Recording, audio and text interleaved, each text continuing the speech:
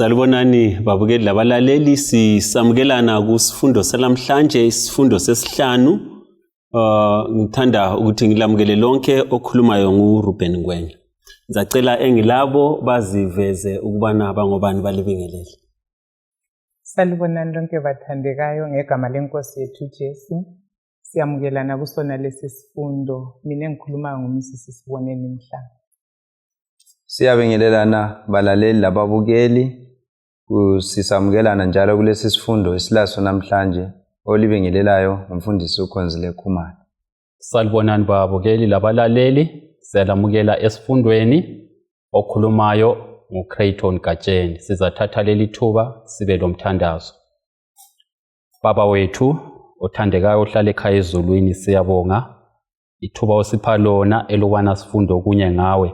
Sicela umoya oyingcwele asithungamele nxa singena kusona lesi sifundo ngegama lika Jesu siyakhuleka. Amen. Amen. Siyabonga babukeli, singena kusifundo sesihlanu esikhuluma ngePhasika. Sikhuluma ngePhasika. Singaka ngene esifundweni sethu sizathanda ukubana sibale indinyana yokwaziwa ngekhanda. Zacela umfowethu uGatsheni asibalele uExodus 12 iverse 26 kusiya ku27. Verse 26. Nxa abantwabenu belibuza besithi umkhosi lo ngowani, libatshele lithi uliPhasika lomhlatshelo kaJehova owadlula eceza izindlu zabako-Israyeli eGibhite, waphephisa imizi yethu mhla egongoda amaGibhite. Khonapho abantu bakhothama bakhonza. uNkulunkulu okhulumayo ukuthi aluba abantwabeni belibuza. Singakangeni kiwo ukuthi sikhangele indinyana leyi.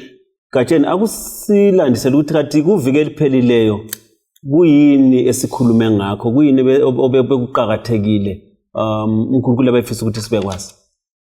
Siyabonga elder wami.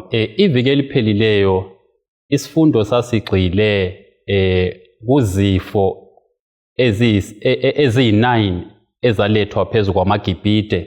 Kodwa isifundo esasikuveza kakhulu ukuthi uNkulunkulu wayengajonganga amaGibhite ngezifo leziyana, kodwa wayejonge izithixo zamaGibhite. So sinanzelela ukuthi izifo zonke lezane zabuya zijonge izithixo zakhona.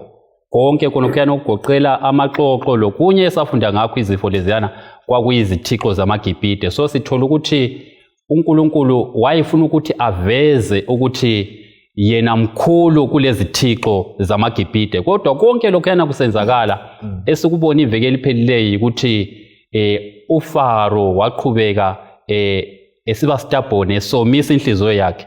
Kavumelanga abantwana bako-Israyeli ukuthi bahambe bayekhonza uNkulunkulu enkangala, okuyikho sokubangela ukuthi kubuye njalo esinye isifo esizakhuluma ngaso kulona leli viki. Siyabonga. Now sizananzelela ukuthi ke kuleli viki sizabe sigxile kakhulu sikhangele isifo sokugcina, isifo esandulela ukukhululwa kwabantwana kwaba-Israyeli sebesiya lapho uNkulunkulu athi bayemkhonza bekhona. Nasi indinyana yokwaziwa ngekhanda, sixeganisa lesihloko sethu esePhasika. Sitholani khona? Kuyini okutholayo ngalumyalezo kaNkulunkulu ekhuluma lo Israyeli? Siyabonga elder. Engikutholayo mina lapha yikuqhakatheka kwale iPhasika. Yikho uNkulunkulu esithi khona ke nxa beza kuthi beyenza abantwana bazabuza.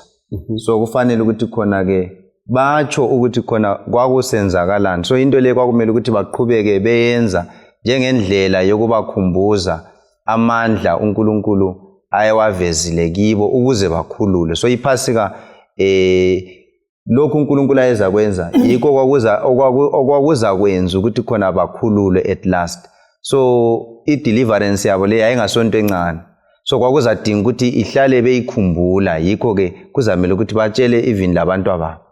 Ngizindlela lokhu uNkulunkulu abenzele khona Yes. kwamela ukuthi bakufihle Yes. kumele ukuthi abantu bonke babekwazi ukuthi uNkulunkulu ungenzele lokho ubese ngisiba lo mbuzo ukuthi kambe thina uNkulunkulu asenzele khona abantu bayakwazi yini kumbe siyakufihla kube ngokwethu kube nguNkulunkulu wethu esingafisa ukuthi aziwe kodwa siyabonga ukuthi nanzi ukuthi uNkulunkulu abafisa ukuthi eyalezi uIsrael ekhuluma lathi futhi ukuthi lokho asenzele khona okuhle babekele labalaleli makwaziwe umhlaba wonke ngaleyo ndlela uThixo uzaphakanyiswa uThixo uza kudunyiswa ngabe kukhona kunye sikutholile engxenye sigcizelela khonapha sinanzelela ukuthi izinto lezi lapho ezizakhulunywa khona kusezimulini so indinyana yokwaziwa ngekhanda ihliveza ukuthi izinkonzo zazizaqhubeka zisiba khona emizini yabantwana bako-Israyeli kulapho okwakufanele kubuzwe imbuzo ngabantwana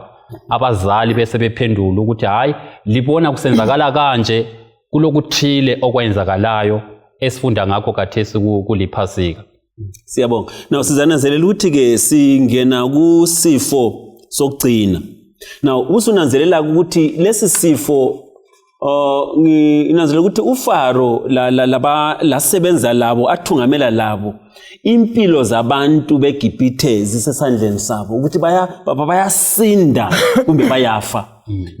Siza kunanzelela singena esifundweni sicela usibambele khonapho lezi mhlawumbe singayikhuluma ngekhanda uAmos 3 iverse 7 ubusu usibambela kakhulu Exodus 11 sakhangela uverse 1 kusiya ku10 uthini uAmos 3 iverse 7 le ngithi ngayichala ngamakhanda le anti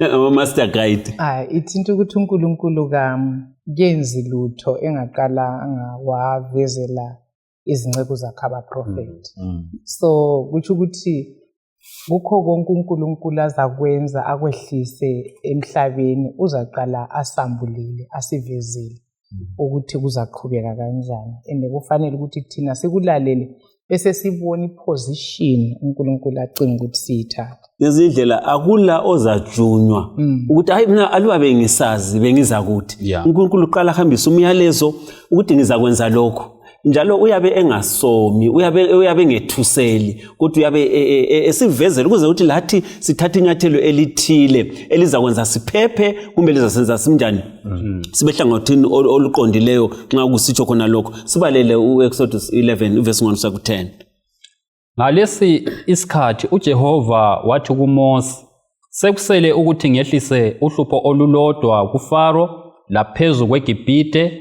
ngemva kwalokho uzaliyekela lisuke lapho njalo liphume eselixotsha lonke tshela abantu ukuthi amadoda labafazi ngokufanayo bacele kubomakhelwane babo izinto zesiliva legolide uJehova wenza amaGibhithe aba lomusa ebantwini lo Mose uqobo wahlonitshwa kakhulu izikhulu zikaFaro langabantu ngakho uMose wasesithi nanku okuchiwo nguJehova phakathi kobusuku ngizahamba kulo lonke elaseGibhithe wonke owesilisa olizibulo eGibhithe uzakufa kusukela ezibulweni likaFaro ohlezi esihlalweni sobukhosi kuthathe kanye lezibulo lesigqili sentombazana esisebenza ukuchola kanye lamazibulo ezinkomo uqobo kuza kuba lesililo esikhulu eGibhithe lonke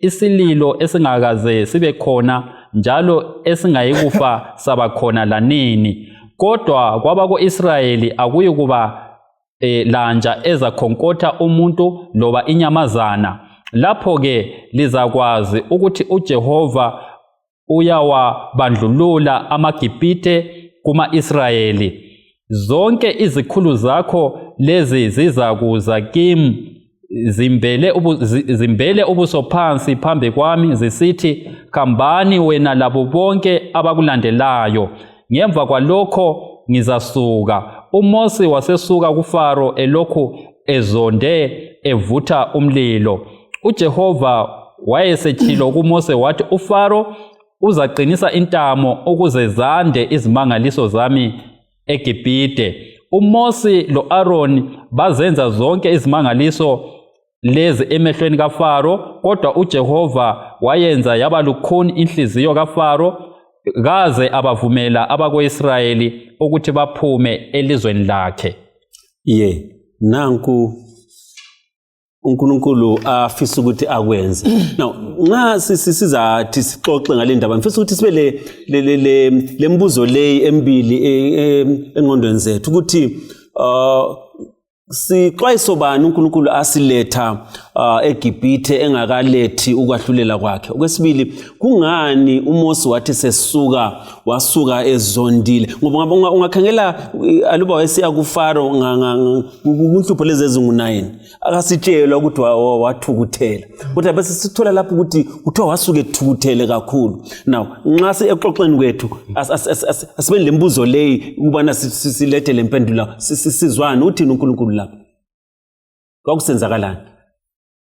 Mina maybe ngisiya embuzweni ngikhangela kakhulu uvesi 9 lapho kukhulunywa ngokuthi khona ngemva kokubana ke uNkulunkulu esenzile konke lokho kuthiwa uFaro uzala inhliziyo yakhe siba njani, isiba lukhuni. Vele singakafiki kuhlupho lwechumi lolo ngimangaliswa ukuthi inhlupho lezi zonke zingu-9 zazichaya iGibhithe yonke.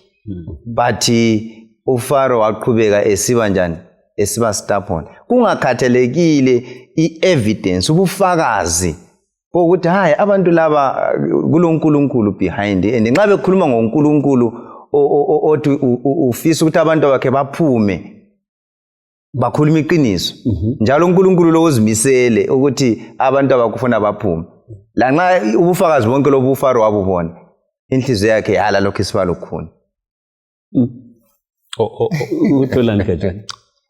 Okunye khona lapha nginanzelela ukuthi lapha kuvezwa umusa kaNkulunkulu, ngoba kuthiwa khona obunyama lobu baqhubeka for 3 days.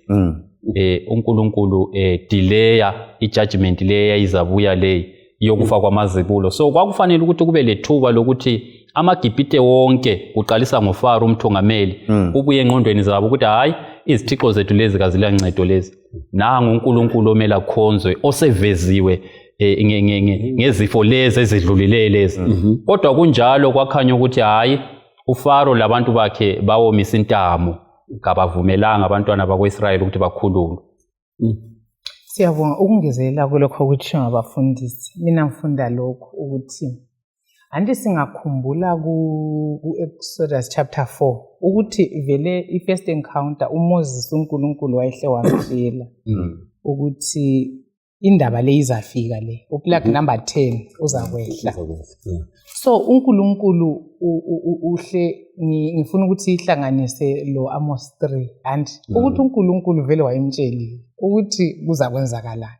So kwakumele ukuthi uFaro alungiselele inhliziyo yakhe. Umfundisi uthi into ukuthi i-human heart, inhliziyo yomuntu, mina ngidinga ngiswela ukuthi kuyini uFaro ayeyikho khona okwenza ukuthi angamboni uNkulunkulu kaIsrayeli. Siyakhumbula ukuthi sake saxoxa isifundo sokuthi wabuza umbuzo, ungubani uNkulunkulu ukuthi ngimlale lokuthi ngikhulule uIsrayeli? Wasephendula futhi wathi angimazi.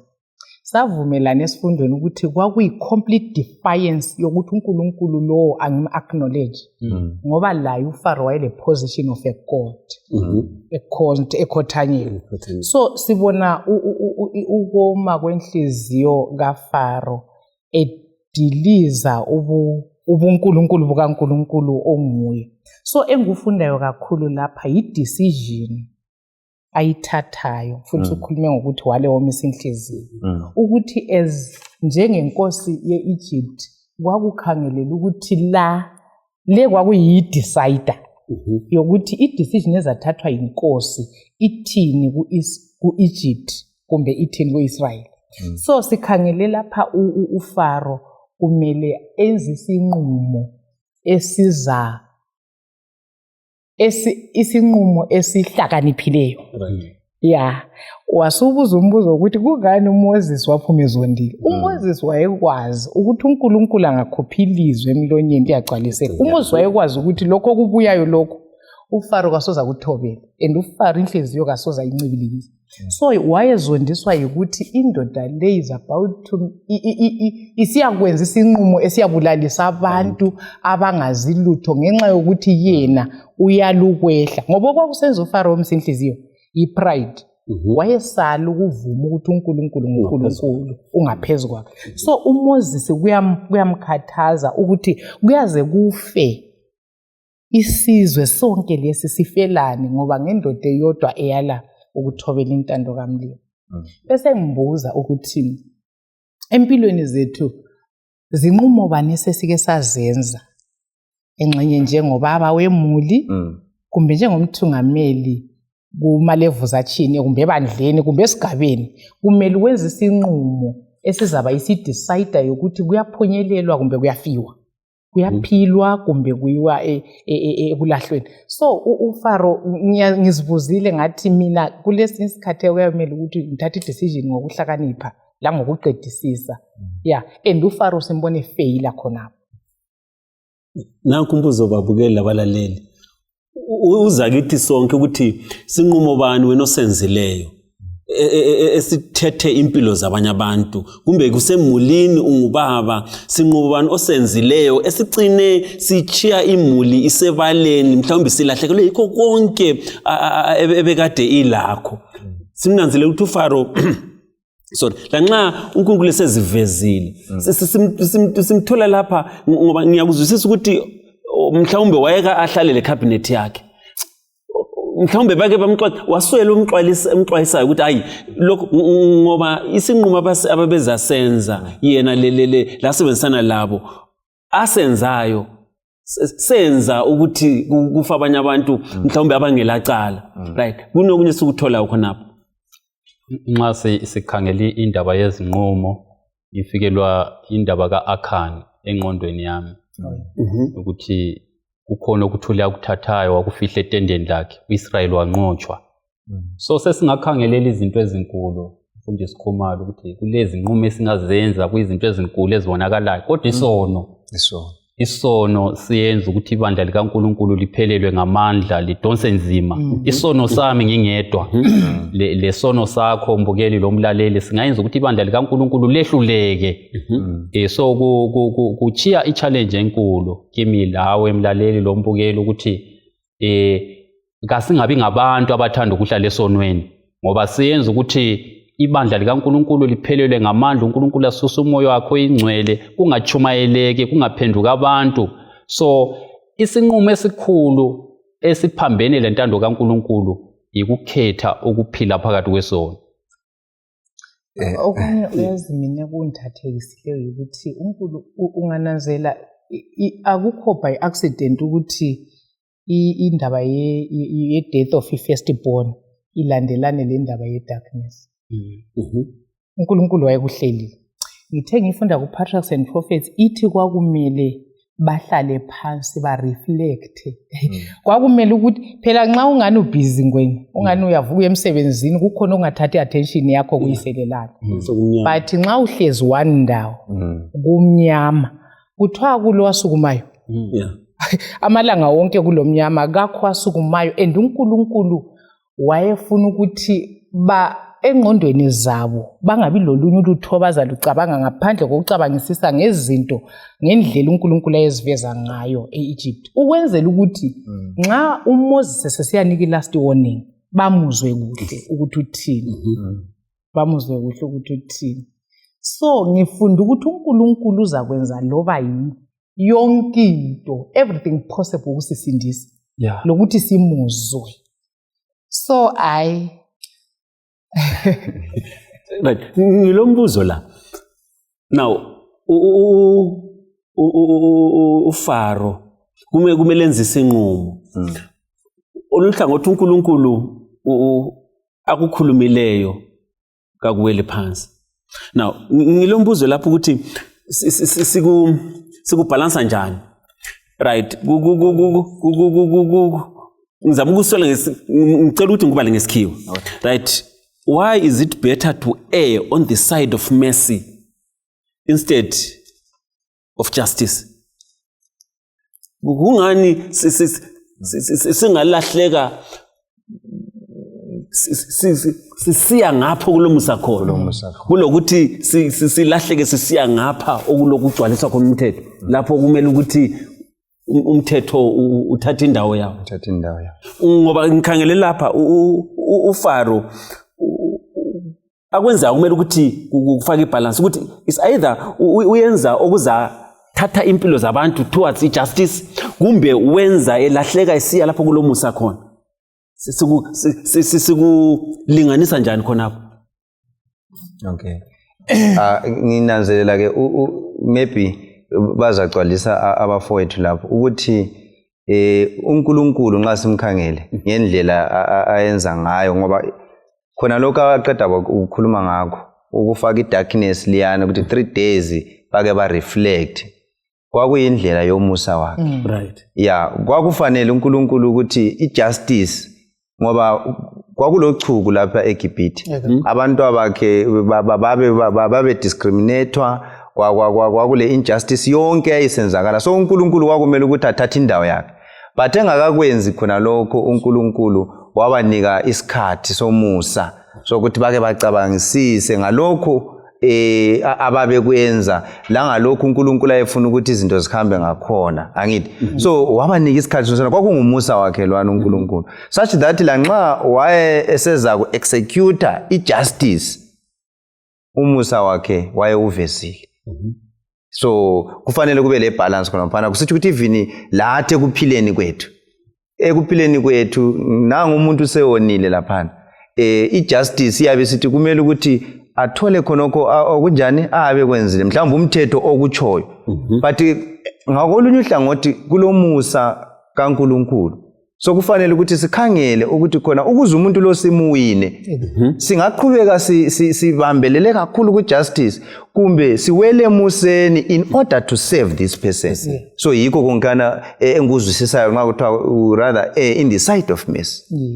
Khona lokho mfundisi kusitsho kodwa ukuthi akufanele kulama extremes angu2 ukuthi kwesinye isikhathi singaba lo musa odlulileyo okuvuma okucompromise compromise lokuvumela ukuthi sono siphile and kube lenye extreme yokuba hard yokulahla eyokuchuku ekubandeza ecold engazweliyo so umlobi like umfundise kuletha kumele kube le moderation kumele uNkulunkulu wethu unjalo ngoba uNkulunkulu lapha indaba ekade yilwela the injustices the mistreatment ukungaphatheki kuhle lokubandezelwa kwabanye abantu so uNkulunkulu unjalo ukuthi uyabalance yikubona ithrone kaNkulunkulu ile rainbow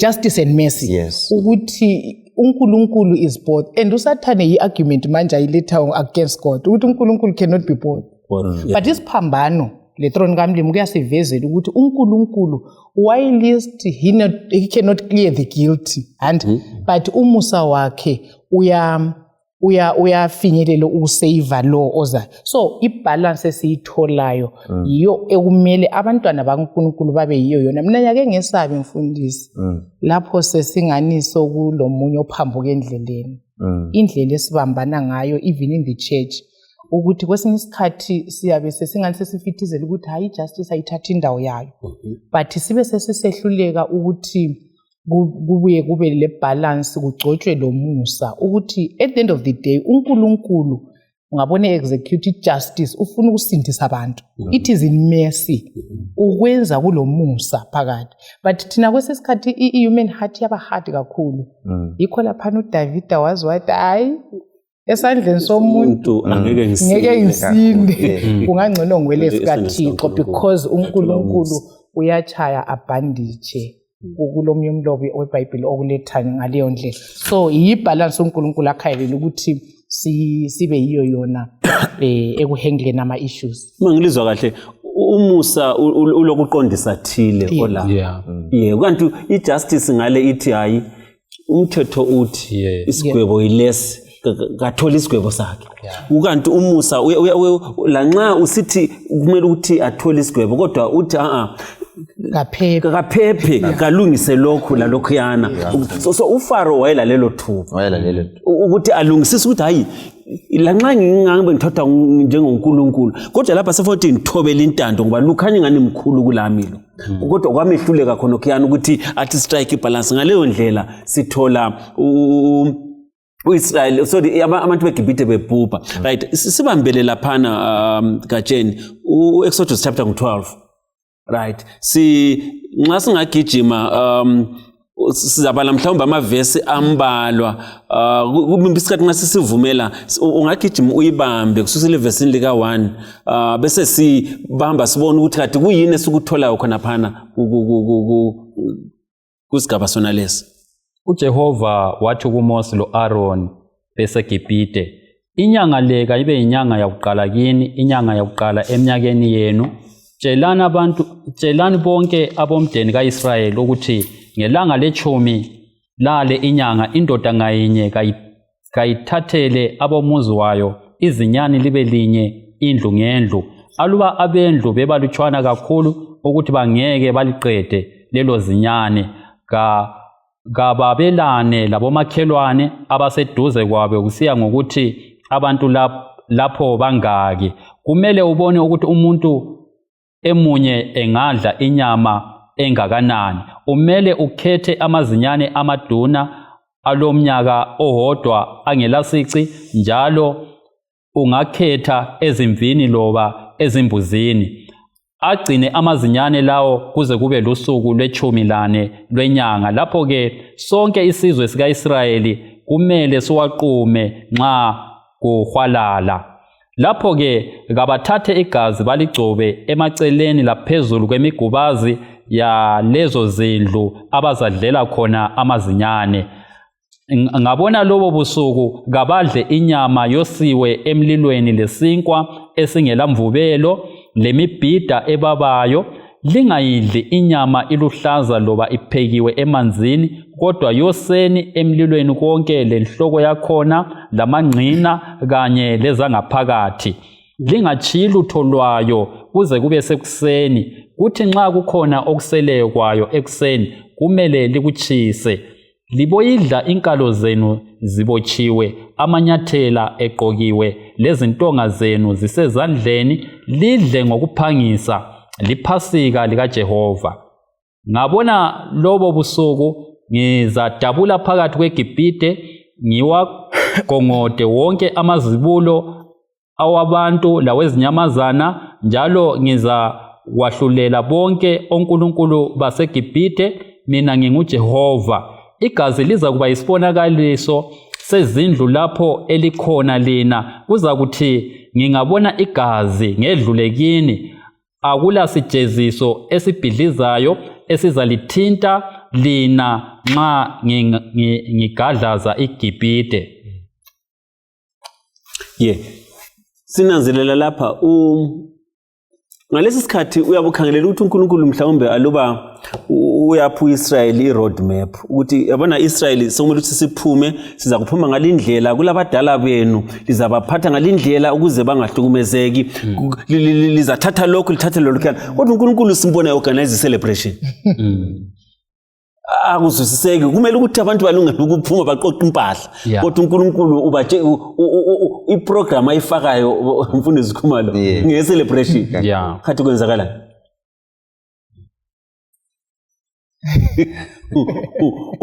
uye celebrate uyokwenza i-graduation party awuka graduate ngicela ukuthinta lokho mina ngikuzwisisayo uNkulunkulu indlela yakhe and asingeke siyiqedisise uIsrayeli lo mina ngicabanga ukuthi wayebona ama-highlights obukhulu bukaNkulunkulu ngitsho kuma-plugs wonke inhlupho lezi bezidlula ngoba bezisithi nxa zisina eGibhithe kibo basale be-safe be-right so uNkulunkulu nxa esenika uMoses instruction ukuthi batshele Moses ukuthi abalungise iwundlu benze konke lokhu lalokho siza kuthinta and uthinta indaba yokuthi i-celebration ngoba vele liyana kwakuyi-celebration yokuthi sesiphumile uNkulunkulu sekwenzile bengakaphumi as uthe ukhuluma ngoya ngasengicabanga ukuthi kukangaki thina as ivesi ithe nxa likhuleka ngokukholwa ohlani libonge ngoba selilayo selikubambile isithi ukukholwa kuyikuqiniseka izinto ngezinto ezinganjani ezingabonwa ukuthi vele sesilapho so uIsrael wayeseyibambile ideliverance esandleni ingakafiki so uNkulunkulu nxa esithi kwenzeni lokhu kanike instruction to mama babhula abantwana itransport kuzaba nje kodwa uthi lina celebrateani chayani trumpet uzatsho lokuthi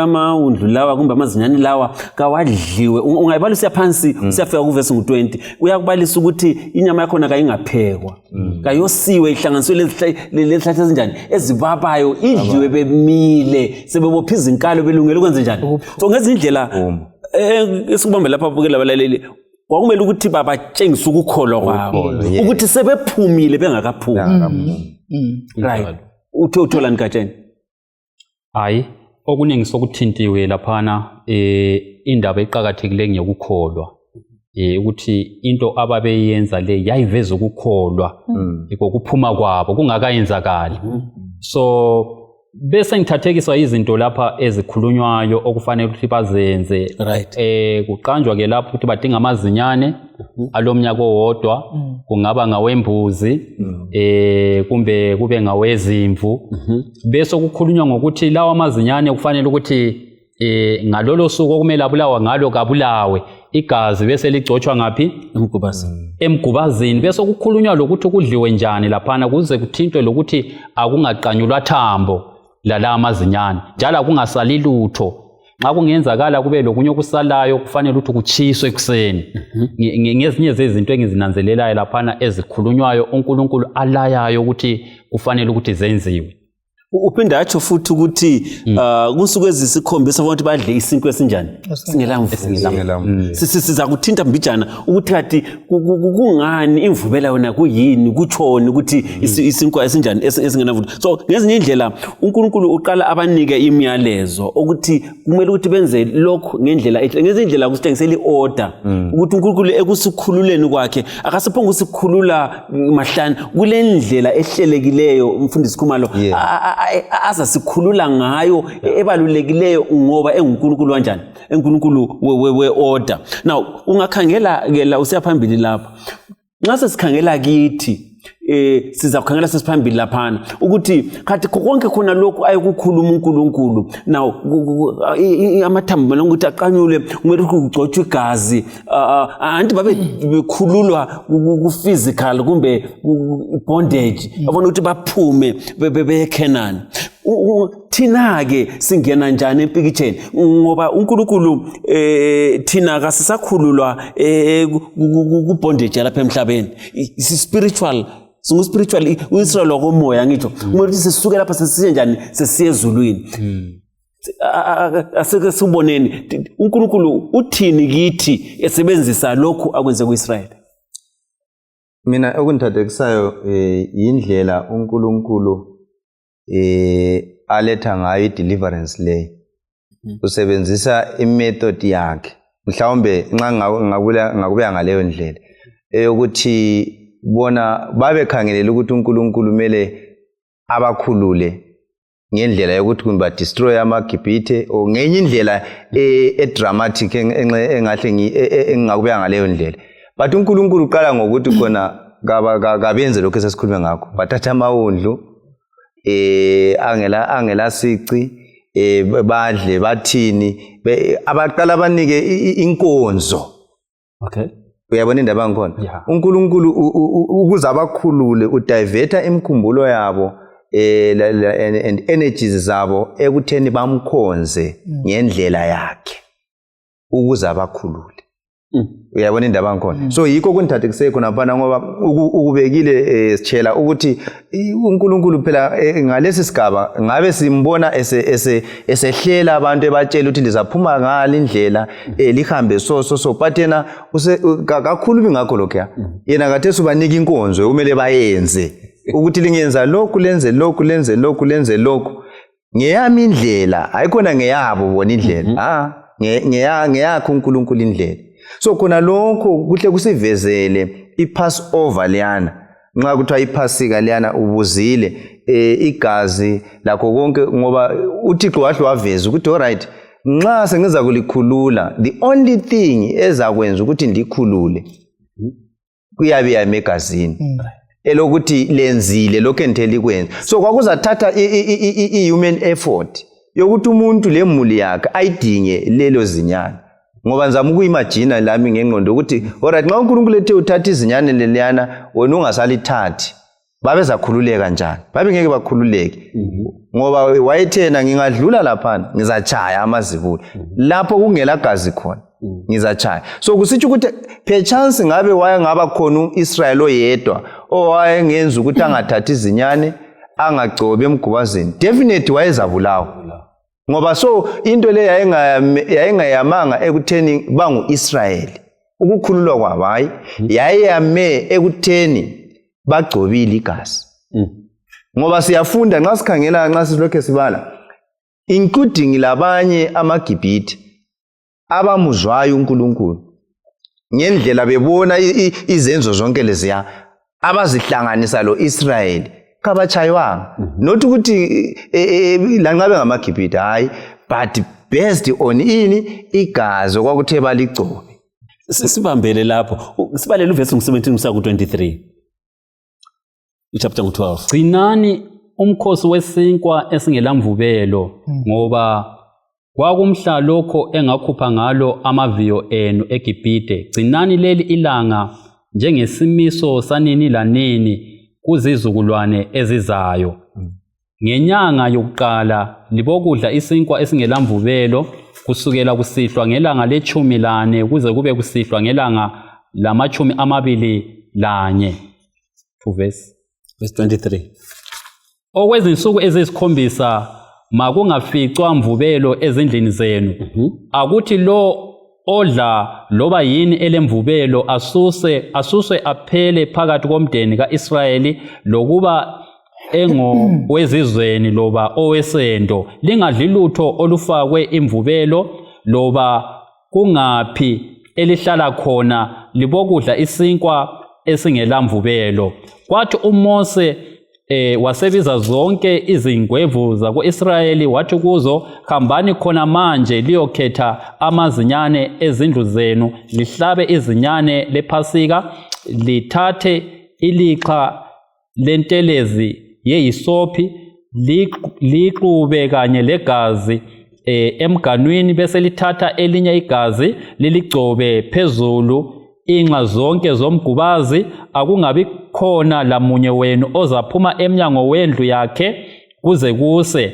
lapho uJehova edabula phakathi kwelizwe egongoda amaGibhithe uzalibona igazi phezulu eceleni komnyango aceze awedlule lowo mnyango angamvumeli umbhubhisi okungena endlini agadle singananzelela lapha kuyathintwa kakhulu ngegazi igazi usokuthinta mbijana umfundisi uKhumalo laphana ukuthi kuqhakathekile ukuthi babegcoba igazi now aphinde futhi akhulume ngesinkwa esingelamvubelo ake xoxa khonapho nanti igazi lento sokuhlanganisa njani kuthoni ubabukeli labalaleli engutholayo lapha mfundisi ukuthi izinto zonke lezi zikhomba ekufeni kukaJesu esiphambanweni ngoba uIsrayeli wayegqilaziwe eGibhithe uIsrayeli wanamhlanje ugqilazwe isono kumele akhululwe ngokuchitheka kwegazi likabani likaJesu yikho nxa sibona i-description lapha ebuyayo ithi amawundlu kangabi lesici uJesu kazangabe lesici amathambo amawundlu kangaqanyulwa akulathambo eselaqanyulwa esiphambanweni ngoba wayesefile so sinanzelela ukuthi izinto zonke ke lezi zazikhomba ekufeni kukaJesu esiphambanweni. Osengaphendula omnye umbuzo mhlawumbe ebantwini abalokhu becelebrate iPhasika namhlanje yikuthi umkhosi lo waphelela esiphambanweni, wawuyi signpost yokuthi kuza kwenzakalani ukuze uIsrayeli oyithi namhlanje sikhululwe. So sinanzelela ukuthi ukusindiswa kwethu namhlanje emhlabeni kweyame egazini likaJesu. Igazi likaJesu lelo kufanele ukuthi ligcotshwe emgubazini. Okuthi ukuthi kufanele simamukele ngokupheleleyo uKristu, kudaleke kithi isimilo sakhe, sifake uphawu lwakhe ukuze siphephe nxa ingilosi ebhubhisayo sibhoda ibulala ngokunye lapha engikutholayo elder wami. Siyananzelela ukuthi uJesu wathi esifa esiphambanweni umpristi sibevele bekhethele undlu umpristi esetempelini ngo3 ngemva kwemini ukuba na hlabe undlu uJesu wasithi kuphelile iveli lenze njani yadabuka lithi ukuthi linkonzo imala ngoba amagazi ezimvu uma eBeruti kawasisusi isono somuntu kodwa igazi likabani likaJesu sitholani. Ngifunda into eyinye la uGatsheni uthe khuluma ngendaba yewundlu ngasengicabanga ukuthi iPhasika le ikhuluma izinto ezimbili kithi. Okay. Okokuqala uchapter 12 verse 14 uthe lokho liza kwenza kuzaba isikhumbuzo kini in all your generations. So kuthi ukuthi iPassover i-commemorative ngicela ukufaka ngesilungu ngitsho njalo. Isitsho ukuthi kusitsho ukuthi uIsrayeli empilweni yakhe yonke kwakumele ukuthi kube yisikhumbuzo sokuthi kubugqili benyama ababe phakathi kwabe Egypt bakhululwa njani. Bakhululwa ngegazi elabonakala kuphela emgubazini. And number 2, iPassover 1 i-commemorative, 2 i-typical. Kusitsho ukuthi lokho ede kuchiyo nguGatsheni ukuthi ingumfuziselo, i-allusion, i-symbol, yes, ingumfanekiso walokho uJesu akwenzela umhlaba ngegazi lakhe. Umhlaba welesonweni. So yikho uNkulunkulu mina kungesabisi le okungenza ngimangale ngama specifications ama details uNkulunkulu awani kuIsrayeli ekuthini lingakaphumi nansi indlela liyaphuma ngayo uhlathi undlu lingabi lesici usekuthintile uGatsheni but abe sesithi limele lihlatshwe at evening. Yeah, right. Uyayibona indaba? Abe sesithi lina lifanele ukuthi lidlisinkwa singela mvubelo ngoba imvubelo iyini uGatsheni kwakuthini but abe sesithi enguthandile lapha ukhulume ngehyssop libe selithatha even ibunch yehyssop lidiphe ngaligazi lithina and so ama details wonke 14th day of the first month aveza i-symbolism esiyinikwa yiPassover. Right. Thina njengomhlaba sikhululiwe koneni ngegazi lenkosi yethu Jesu. So yonke detail uJesu ungayifunda sesiku New Testament. UJesu wafa ukhulume ngewundlela lilungisiwe etempelini. Yes. Kwakuyi evening sacrifice ababe ilungiselela eka trillion. So uJesu imbali ithi uJesu yiso isikhathi afa ngaso 3 p.m. manje so uzananzelela ukuthi i-detail yonke eyePhasika vele yodwa yakutshela ukuthi kulolutho oludeeper than ukukhululwa ku-physical bondage. So bekusipointela kusikhombela ukuthi umhlaba uyasindiswa ngoJesu. So ngakho okufanele enzulutho ngiyithandile ukuthi kumele thina sithathe iphozi simamukele uJesu. Kuthiwe izolo bekuyikuthi igazi likudoorpost. But inhliziyo zethu yizo umnyango, yizo ezifanele zamukele uKristu. And kasimamukeli as a group. Itsho ukuthi mina kufanele ngimamukele as a person abe ngowami uJesu as an individual usindisa mina ngimamukele. So yindlela kuphele ukuphephe kufeni okulethwe isono. Ukugcizelela lapho my elder. Kuthinta indaba yokuthi amawundlu lawa inyama yankhona kumele idliwe iphele nxa ingasaphelanga ayitshiswe. Isifundo esibuya lapha ukuthi akupheleli ekwamukeleni uJesu usindiso lwethu ukuthi sithi sokwanele, kodwa ke kumele siqhubeke sisidla elizwini likaNkulunkulu eliyisinkwa sokuphila. Nxa kulento abantu ababhizi kuyo khathesi kubala iBhayibheli, khathesi iBhayibheli sesilibale saliphinda sikuGenesis khathesi, but kulomunye umuntu ongakwaziyo ukuthi sikusahluko ba kakabali.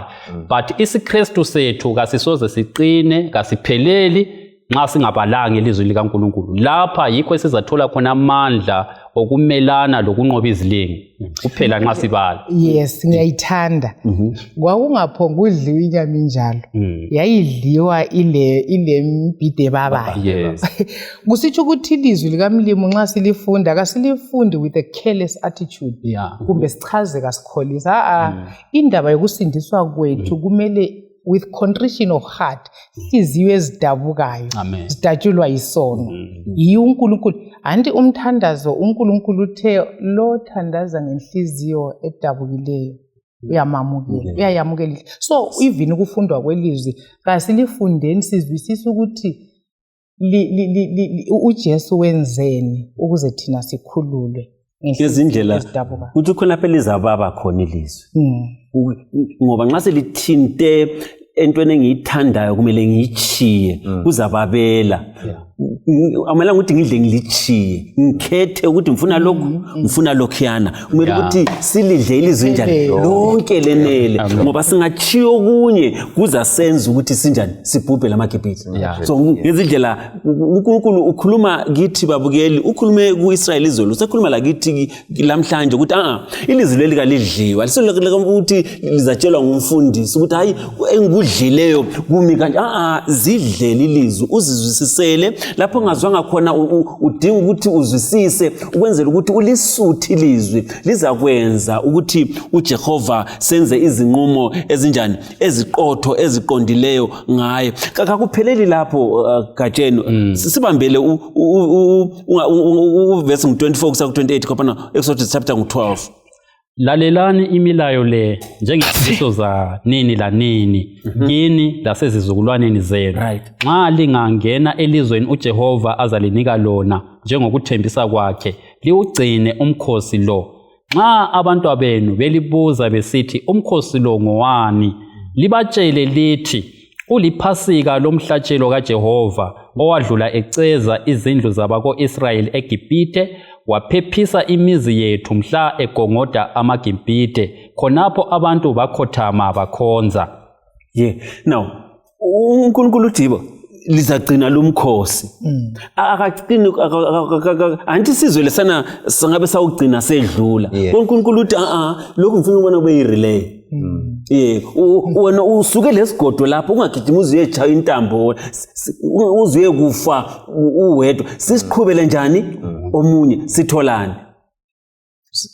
Kwine sikuthola abantwana bayabe beboneni ukuze babuze. Ngoba ngibone ngani umntwana uzabuzana into engayibona. Kuyini okumele ukuthi sikwenze uzakwenza ukuthi abantwana babuze? Fundisa Khumalo.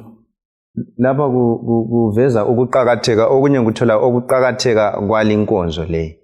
Njengoba nasesike sakuthinta ukuthi yona yayivela ikhomba indaba eqhakathekileyo kaJesu onguyo sihlengayo ngegazi elingelasiko. So kusitsho ukuthi ke into le kwakufanele ukuthi bayiqhubekisele phambili ebantwaneni bakhe. Kusitsho ukuthi khona inkonzo leyi nxa sesingaku apply kithi khathesi kufanele kube lenkonzo ekhaya ngoba abantwana baqala ukubona ekhaya. So kukhona lokho ngokunye engutholayo laphana lokuthi futhi abantwana bayaphangisa ukubona, bayaphangisa ukudobha oyabukwenza, oyabukukhuluma, indlela uyabuziphathe ngayo, indlela uyabugqoke ngayo, bayaphangisa ukuthi babanjani baphike khonokho. So yikho uNkulunkulu esithi abantwana bazabuza. Kusitsho ukuthi khona kwakufanele banjani baphile ngendlela yelizwi lela abalizwileyo. Nxa kwakungenzakala ukuthi mhlawumbe bagcine bedistorta sebesenza okunye, babengeke bakubuze ngoba bengakubonanga. Nxa ngikuzwa kuhle uthi inkonzo kaziqalisele ethempelini. Hayi. Ziqalisa ngekhaya babukela Ekhaya. abalaleli. Kazibe khona inkonzo imibuzo abantwana babelayo ngaphi ngekhaya iphendule ngaphi ngekhaya. Ngaso kusiya enkonzweni ngale sokusiba ibudlelwano sokuyikwabelana inkambo zalokhu uJehova njani akwenza izimuli. Ngezindlela ngingakayi enkonzweni kangimtholi uJehova ngekhaya. Ngingakamtholi ngekhaya kufanele ukuthi ngimthole mina kakuchiyelwa nasilo lifa ukuthi hayi njengoba ubaba wayele inkomo ezinyanga ukuthi ngizathatha inkomo zakhe. So kumele ukuthi mina ngokwami kwakuthinta kangizukholelwe mina. uJesu walithandela izwe kangaka kubana lo la lowo ngezinye indlela kakusiko into yokuthi kuthiwa njengoba imuli yami yakholwa mina lami senginjani sengiza kusindiswa. Kuyini okunye sikuthola khona phana nxa siqhubeka? Mina ngithola i-challenge lapha Sitshela eyokuthi ukuthi njengabazali silomlando omangalisayo. Ngoba abantwana umfundisi uthintile laphana vele bafunda by example and by precept. Singakahlali phansi sifunda ivesi labo bekufanele impilo yokulunga lempilo yokuthobela intando kaMlimi bayibone kithi. But ama-evils asemhlabeni khathesi ngendlela ububi obuqonga ngayo ebantwaneni bethu abancane abatsha abasakhulayo. So ngubani olephutha? Ngubani ongadlalanga ingxenye yakhe? Ngoba abantwana bethu uThebe kumele ukuthi nxa besibona lezi zinto sibachasisele ukuthi silabantwana abangamfuniyo uNkulunkulu thina simfuna. Ngitsho nje thina sisebandleni. Bahlamukela uNkulunkulu besebandleni. Impilo yabo iyakhanya ukuthi ngeyomhlaba even besebandleni. So ngubani ole challenge, ngubani owehlulekileyo? So ngicabanga ukuthi la uNkulunkulu mhlawumbe kasizange siyiphase kuhle ibhathani. Okunye siphonga ukuthi abantwana kasambene echechi abamzwisisa uNkulunkulu esimlandelayo lembali esilayo ukuthi kuyilokho abantu abami silandela uNkulunkulu. So mbone ngani siyabe siyiphambanise khona lapho. Kumele ukuthi nxa beyibona labo bayamukele ngoba abanye abantu bethu sibabona bekhonza uNkulunkulu wami ngingavele ngife bamthika uNkulunkulu. So abami-internalizeanga abamamukelanga abayizwanga inkambo. So sile challenges ama-parents uNkulunkulu kaziwe avezwe ngempilo zethu abantu bethu bamamukele. Uvumelani ngihlanganise laleyi. Sibambele uvesi 29 lo 30. Ukhona busahlo 12. Phakathi kobusuku uJehova wagongoda wonke amazibulo eGibhite kusukela ezibulweni likaFaro owayesesihlalweni sobukhosi kusiya ezibulweni lesibotshwa esasisentolongweni kanye lamazibulo ezifuyo. uFaro lezikhulu zakhe zonke lawo wonke amaGibhite bavuka ebusuku basiqhinqa isililo esikhulu eGibhite ngoba kungekho ndlula yinye lapho okwakungafiwanga khona. Ngithanda ukuthi nxa singena lapha siphendule lo mbuzo. Kungani uNkulunkulu wabulala abantu abangelacala? Ufe yini? Ukuthi uNkulunkulu angenele agongode abantu abangalamacala. Njalo kungani walanda amazibulo? Sikhona lapho elder wami. Sinanzelela okwakuqala. Kumbe ngiqalise ngombuzo wokuqala. Sinanzelela ukuthi amaGibhite icala babelalo. Ngasizatho bani? Sinanzelela izifo lezi zonke zaziveza ukuthi akulomunye uNkulunkulu ngaphandle kaNkulunkulu osezulwini. Ezinye izithixo zabo zonke lezi zize. Bonke bakubona kaSofaro kuphela wakubonana. Bonke bakubona kodwa bazikhethela ukunamathela kubo uNkulunkulu babo. So akachayanga abantu abangelacala uNkulunkulu. Wachaya abantu abalecala ngoba iqiniso babelibonile. Okunye ngizachila abanye bekuqedisa.